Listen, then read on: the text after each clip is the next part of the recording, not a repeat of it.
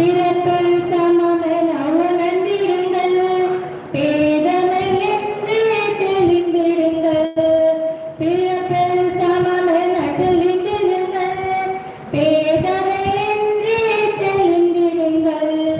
தெய்வ புலவர் வள்ளுவராம் திருக்குறள் தந்த உத்தமரா சிறந்த செயல்களை செய்திருங்கள்.